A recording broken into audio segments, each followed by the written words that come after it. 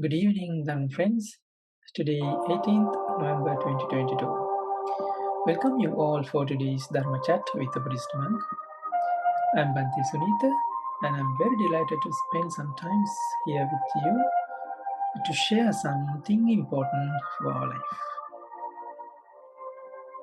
So today I'm going to discuss with the Tibetan Buddhist monk how a monastic in Tibetan Buddhist tradition help for grieving people to manage their grief or to be free from grief due to loss of loved ones. Grief is a natural emotion as the attachment is very natural. All beings experience it in their lives. If it is dealt with unskillful ways, many complications may arise in the future in their lives. Normal reactions of grief can be manifested physically, mentally, emotionally, cognitively, and behaviorally. So we all have to deal with the grief very wisely and skillful ways. If grief is dealt with effectively and wisely, it can become a tool for the development of great insight.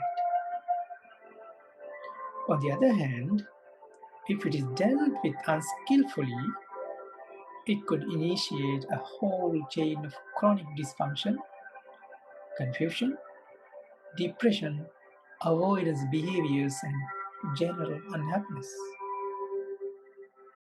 So today, my guest, Geshe Champa Tserin. Geshe Champa Tserin is a Tibetan Buddhist monk. He was born in Tibet, got his primary and higher monastic education in South India, where he could gain the highest degree in Tibetan Buddhist tradition. After gaining his monastic education, he had been serving in many countries before he moved to Canada several years ago. He currently resides at the Jewel Dharma Center in Toronto. First of all, I would like to welcome our Dharma friends, Geje Champa, to my interview, and also his friend, Dakpa. And I would like to welcome you both for my interview. And also, it is very pleasure for me to discuss with you about your tradition, and because we all are under one umbrella, it is Buddha's teaching.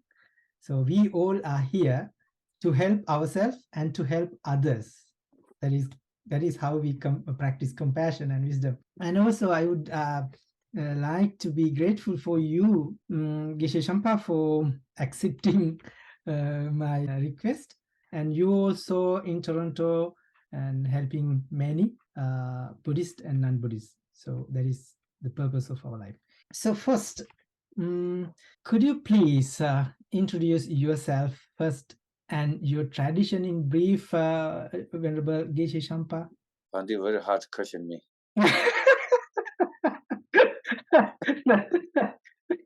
You make me laugh. No. All right. Okay. My name is Geshe Champa. So usually my born name, my family give name, Champa Tsering. Okay. And Geshe is a direct monastery, the South India, developing monastery. And I learning and I test, and after coming Geshe direct name. So that's Geshe and put name together, Geshe Champa Tsering. We say Geshe means PH direct something's name, but just Buddhist learning. So that's one. So my name is Geshe Champa Tsering. The Buddhism is all about our life and how to overcome suffering in order to be happy in this moment, in this life and hereafter. and how to gain the ultimate peace and happiness Yeah. in this life and hereafter. So, in your tradition point of view, what is Mm. the purpose of a human life, and Mm. what is the happiness? How do you define it? 참아진 것 같아요. Generally, the purpose of a life, when we talk about the purpose of a life, so we have to know about the Buddha's teaching first, right? So in Buddha's teaching, you can see how we can acquire, how we can obtain happiness. So in terms of obtaining happiness, we have to talk about the main purpose, the main essence of which, or you can say skillful means of attaining happiness is loving kindness and compassion.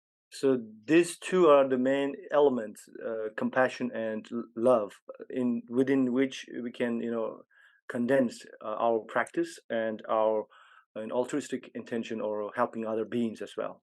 Yeah, usually it should go together, right? Side by side, compassion and love. Because, for example, we can give an example of our own, beloved ones, our own relatives, siblings. So those are some, we always care for them. We have love for them, but it has a little bit of, mingled with the attachment as well at the same time. Yeah, Yeah. So that means it is a little bit, the love itself is a little bit closer to us. But on the other hand, compassion, at that point, we have also compassion, but compassion is something that we usually think that it should be something that we help other beings. It's yeah, something that we do not harm other beings, right? It's non-violence, right? So compassion we think in a little bit of distant way or far, which is something that a little bit far from us. it is deeper than love. Inside. Yes. Yeah, yeah, of course. In our tradition, in Pali text, it's explained. Para dukkhe sati sadhunang hade kampanang karuti. It mean when you see someone's grief or suffering, your tendency to help him is karuna, like that. Yeah. As in Pali text, Buddha explained that sukha kama dukkha patikula. All living beings of escape from suffering. They dislike suffering or dukkha, and they like to have have happy life. Even ants, very tiny little insects, also they dislike to be unhappy and like to be happy always, every moment. But in our life, there are many difficult situations, and we have to go through with many difficult and unpleasant experiences. In Buddhism, it's called dukkha, or suffering in English, and dissatisfactoriness. Also, one of the dukkhas is separation from loved ones. It says in Dhammacakkappavattana Sutta, I think you know that. And separation from what is pleasing is suffering. And separation from loved ones is including the same thing. So the loss of loved ones is very painful, therefore, because it produces much grief. So do you have any specific method or methods to help for grieving people? Do you do grief counseling in your tradition? Can you explain how you help someone who is in grief? Just like as you said, we, all beings, sentient beings, living beings, all have these difficulties and sufferings. Even if you, as you said, even an ant, the tiniest insects, for example, they also have the same experience of not wanting suffering and wanting happiness. Even if you can see an ant or the insects on the ground, then we can, even if we go just side of them, they feel it, and then just trying to hide. So Yeah. that's how they have also the same feelings that and the same pain as well, if even if they separate, even they eat each other as well. So as for the human beings as well, we also have that the same grief, same suffering if we separate from one's loved ones, siblings, or one's friends or one's parents. So we have it's the same method, which is basically the principal one is the cultivation of compassion and loving kindness as before. But other thing is that when somebody dies, or somebody, if you lost someone, what maybe it's helpful, because Buddha has talked about suffering of birth, suffering of aging, suffering of sickness, right, and then suffering of death. So that shows the impermanence of life. Life is not a static. It's a non-static. So we have to first know the impermanence of our life. Second thing is to understand what is the samsara. So in order to free from samsara, you have to free from the suffering. So then that's what we call ngenjung in Tibetan, which means renunciation. So that means renouncing what do you want, what you don't need it, what has to be discarded and what has to be adopted. So you have to know. So what is your contentment in your life? Free from greed, free from lust and all attachment and so forth. So that renunciation, if you cultivate, then that will help you. Oh, life is like that. It's natural. That's what Buddha has taught already. So through this way, compassion, loving kindness, renunciation, these are some means and methods through which we can control, we can help, and we can support the people who are bereaved in tackling or coping in their grief. Yeah, that means when someone came to you that asking some help, let's say, I lost my mother, I lost my child, so I feel it. I'm in very deep grief and suffering, and Geshe help me to overcome this suffering, like counseling and doing. That means you teach them impermanence first and help them go through process of grief, experiencing grief and understanding the life, and suffering and causes of suffering. Yeah, that is you mean your method is teaching them, make them aware of life, right? Yeah. Now, as we're talking people, so we have this mind, good idea, something each other have. We Buddhism, no Buddhism, everybody have the sad, death, sick, each other have. But somebody said, I lost my family, and very sad.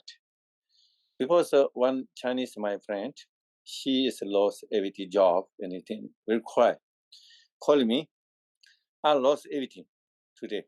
What happened? I lost my job, and no more money.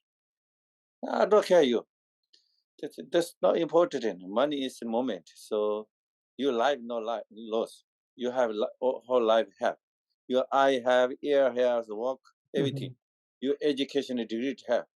Tomorrow look job, new job coming, no problem. Why you sad? Eat, go restaurant, enjoy today. Today holiday you. Yeah. You go to job, tired, 2 weeks, 3 weeks holiday, and eat more, and relax more, and after you look another job. And he said, "Oh, that's good, yes." And, yeah, I help you. That's really normal people talking, And I never heard my Korea one family. That's Christian, no Buddhism. Little bit talking is difficult. So because Buddhism is easy, something connect. Christian people not easy because, hi, my friend is coming. You like it? Coming my place, okay? And I see his father died, and very sad. And he said, my home is very empty. And sometimes he look door open, father not coming, very sad. And then what to do?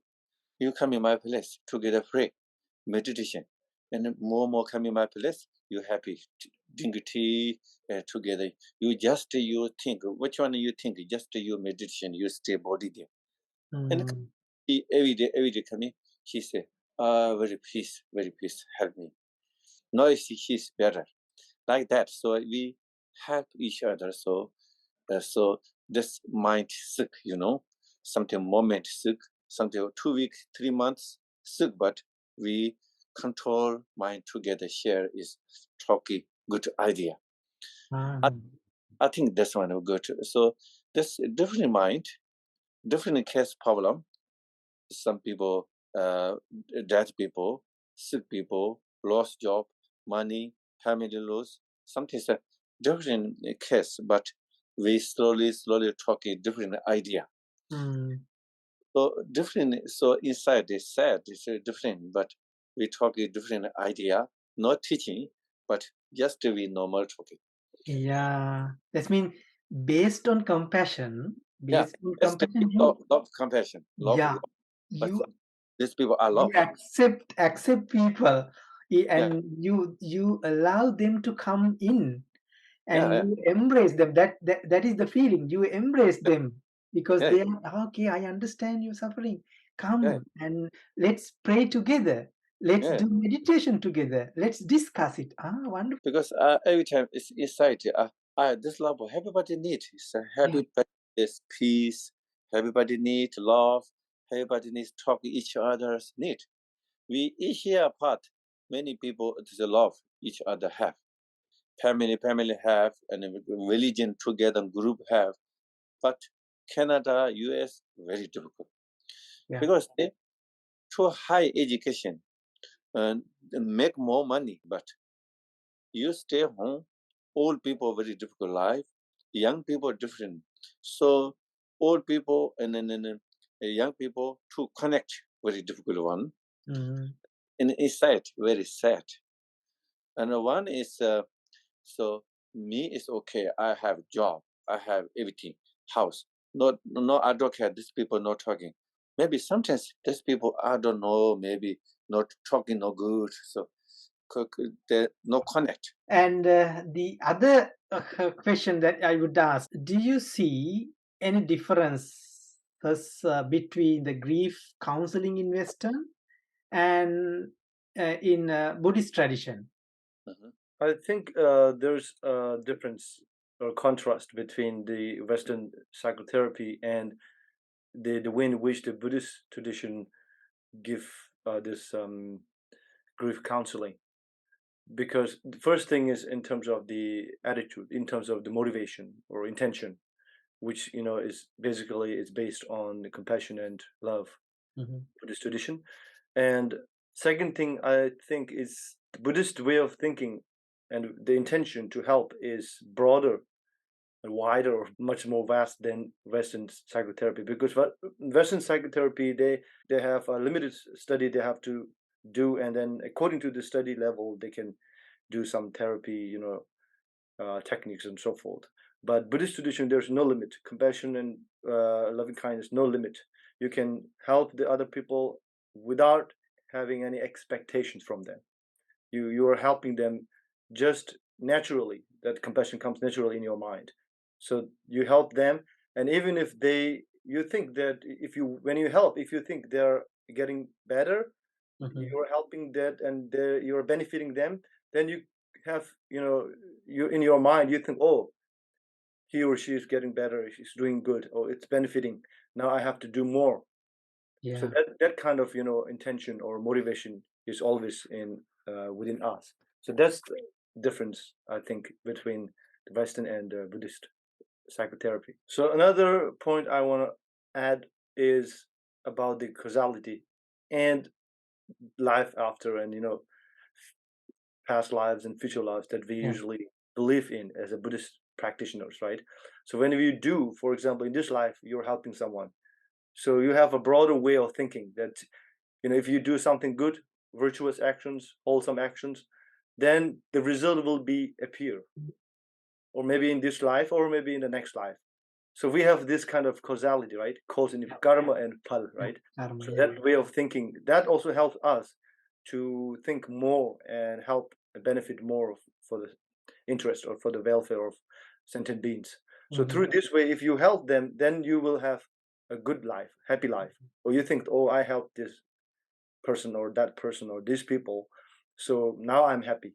So you're happy in this life, and the result will be also good one in the future life. So we have this way of thinking in the karma and follow, the law of cause and effect, right? So that's the one point I want to add. Yeah. That's been in the counselor's point of view.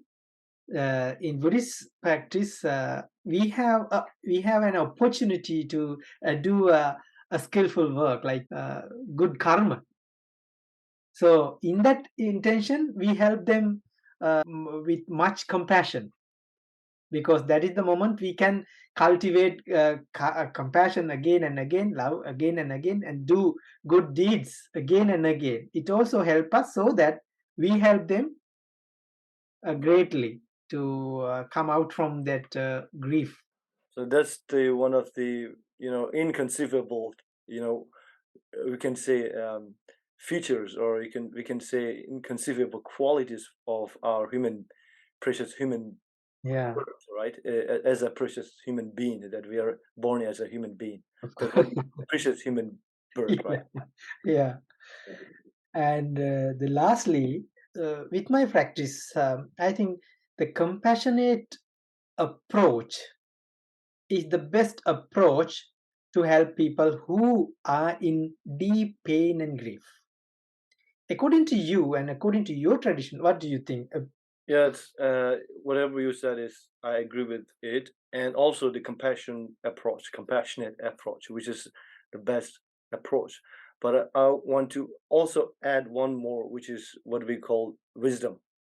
In So compassion and wisdom is inseparable. So it both goes side by side together always. Because, for example, if you have a compassionate, sometimes if you don't know how to do it, how How to to practically how to give compassion, or how to work in a compassionate approach, and then that will be another problem, because you think your mind is pure, you are helping other, but you don't know the skillful means, right? The method, which is what you have in your mind, which is the wisdom. So compassion and wisdom goes together, and then this together, in the wisdom part, you also study, and you also learn more from other traditions as well, not only, like, for example, I'm a Buddhist, Tibetan Buddhist, not thinking like that, but Yeah, also try to understand or know all traditions, the way of method, and all this means and method and so forth. So through that way, both compassion and wisdom together, then it would be more beneficial and it would be more powerful. today we discuss about life and purpose of life, and also happiness. That is what all living being wish to have in this life and hereafter. But despite happiness, as this life, the nature of this existence is, we have to experience many difficulties.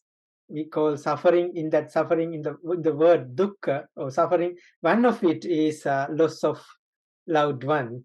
So when something happen, or when someone come to you, get some help spiritually, you help them with compassion and wisdom, based on wisdom and compassion. In that, you teach them the life, purpose of life, and the nature of life, and also, and importantly, impermanence of life.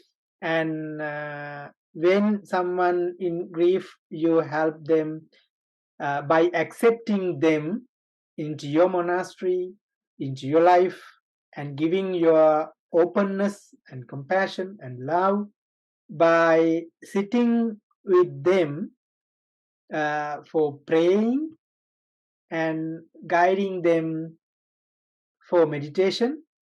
And after that, you allow them to come to your monastery, so that again and again, for a few weeks or few months, you help them to overcome their grief. Thank you, Tuji Che. Thank you. Yeah, that's true.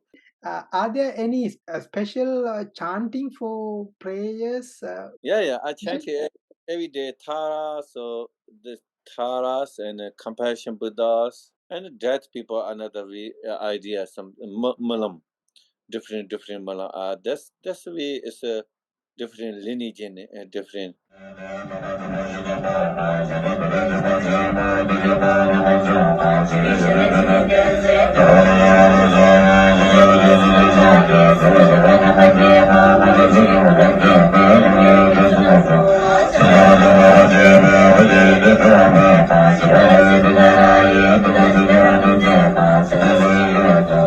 Thank you.